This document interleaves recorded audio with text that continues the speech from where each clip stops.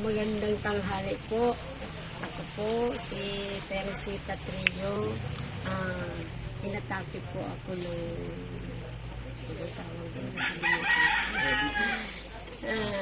tumaas po yung aking blood sugar.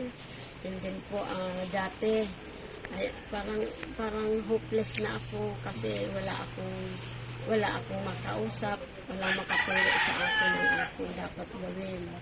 Ay dumating po yung aking kaibigan, si Ate Tess, si Scar, kasama niya po si Sir. Kasama ko po si Sir at saka si Ma'am. Kasama niya si Sir at saka si Ma'am. Nainalok po siya sa akin na itong ano tawag nito? Fourth-year placenta po. Fourth-year placenta. Fourth-year placenta. So, nag-try po ako. Noong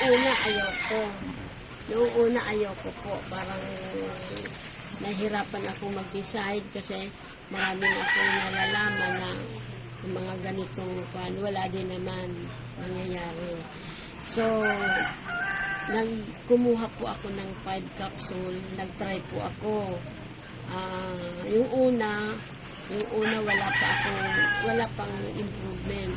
Nung makadalawa hanggang sa makatatlong capsule po ako, naramdaman ko po. Dati kasi yung right side ng mata ko is wala akong makita.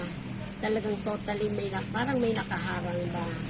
So, nung makainom po ako ng 3 capsule, yung both sides, left and right ng side ng mata ko, nakita ko po yung gilid.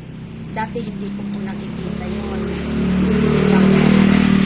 And then po, gumanda po yung pakiramdam ko, na gumaan po ang pakiramdam ko. At ngayon po, naririnig nga po ako ni Ate Tess, nagkakakanta na ako.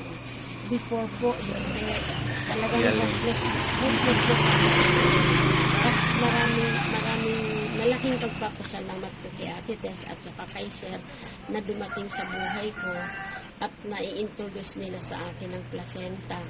So, nag-take nga po ako para ang aking katwiran, kung yun talaga ay para sa akin, gagaling ako. So, ngayon po, kumuha uli ako kay Sir ng another